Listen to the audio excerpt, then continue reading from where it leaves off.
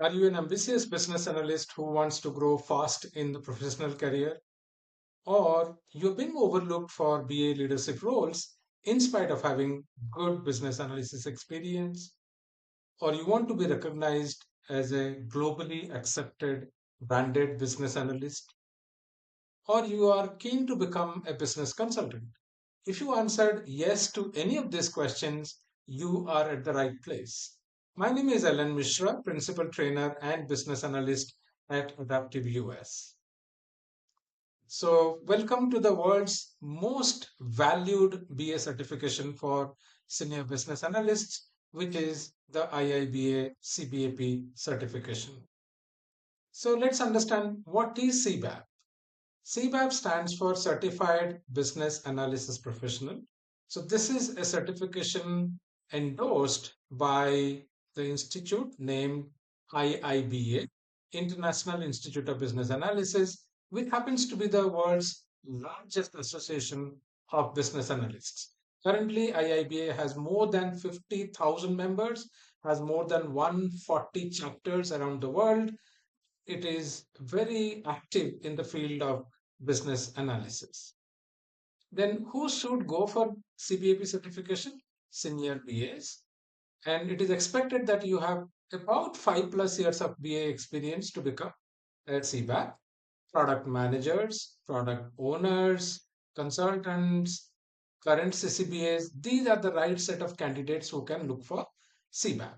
In case you do not have 5 years of experience, you do have other options such as going for CCBA certification, which is right for professionals between 0 to not 0 to 2 to 4 years experience. Or if you have lesser than 2 years experience, you can go for the ECBA certification. So there are options available for every category of business analysts. What are the benefits of becoming a CBAP? Typical CBAPs earn average about 100K and they tend to earn about 19% more from the uncertified BAs. This is the number that is coming from IIBA salary survey. You become globally recognized. This is the most popular and recognizable certification for senior BAs. And it also demonstrates your commitment to the profession. You know, if you have been practicing BA work for a considerable time, but you haven't got yourself certified, it automatically puts a question: are you truly committed to the profession of business analysis? Few more, you will get a lot more confidence at work, which is a great benefit of becoming a CBAP. It is also a validation from the most trusted global BA body, which is the IIBA. And what the study shows that 83% of certified BAs received benefits in 1 year. So you don't really have to wait a very long time frame to get your benefit. Many of our students have got salary hike anywhere between 30%, 40%, 50%, even going up to 100% after getting themselves trained and certified. Let's look at CBAP eligibility criteria. As I said, it is the most prestigious certification that you can have, and obviously there are requirements that you should fulfill to achieve CBAP certification. So what are they? The first thing, the good part is there is no expectation on education. Even if you are a high school graduate, you can go for CBAP certification as long as you meet the work experience and other norms. So that's a good point. It doesn't expect you to be a graduate or anything like that. But there is a strict expectation on BA work experience, and that is 7,500 hours in the last 10 years. So from the application date, you have to go back up to 10 years, you can go back. And within that time frame, you should have performed 7,500 hours of business analysis work. This is one. The second part is IIBA defines 6 knowledge areas, and of those 6 knowledge areas, in 4 knowledge areas, you should have spent more than 900 hours.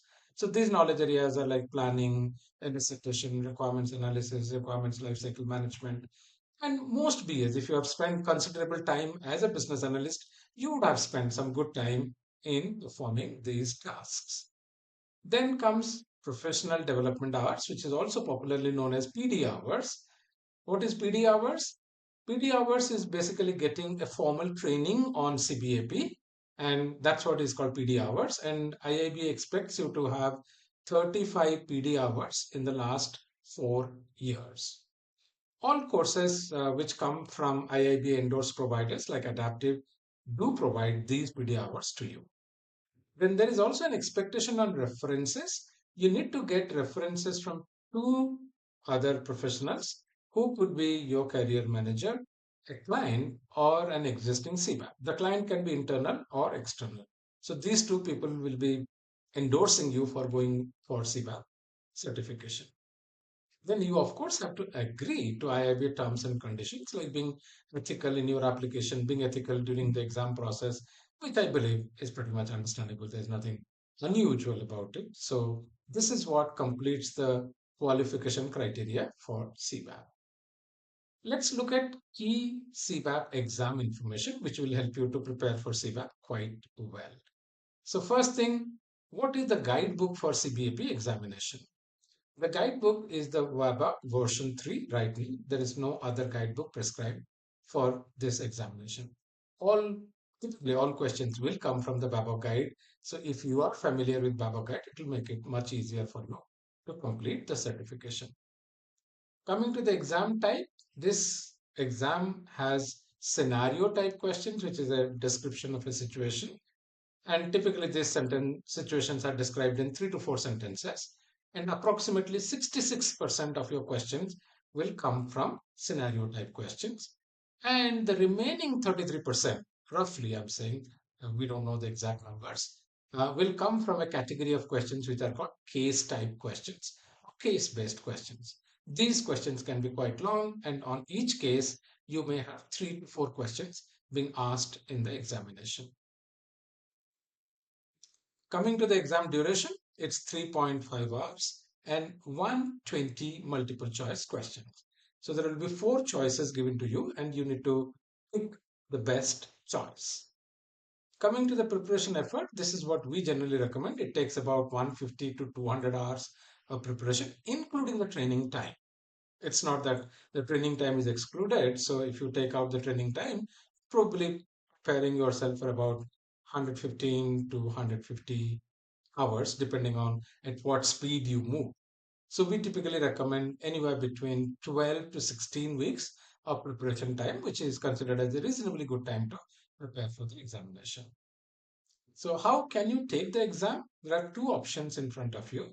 One is a live web-based proctored exam. So this is something you can take from your own home. You don't have to go anywhere.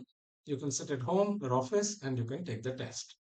The second one is to go to a test center. If a test center is nearby your place, you can always go to a test center. In general, we recommend going to the test center because the test center is a much more controlled environment compared to a home environment or an office environment. Then how many exam attempts you can do? You can take 3 attempts within 1 year. This is the rule that is there for CBAP. Then for how long is it valid? CBAP is valid for 3 years, so it needs to be revalidated after 3 years. It doesn't mean you have to write the test again, but you have to meet certain conditions, like you have been pursuing the work of business analysis, you have done some self-learning or formal course. That's what counts to something called continuing development units. And many organizations, including our organization Adaptive US, does help you with the recertification process as well. CBAP exam blueprint. So this is important to understand what percentage of questions comes from different knowledge areas. So as I spoke in the previous video as well, there are 6 knowledge areas in BABOK.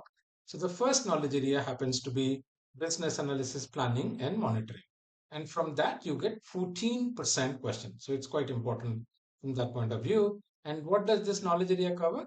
It covers about planning or BA activities, identifying stakeholders, and monitoring progress to ensure successful outcomes. Then the second knowledge area is elicitation and collaboration, and you get 12% questions from that. And what does this knowledge area entail?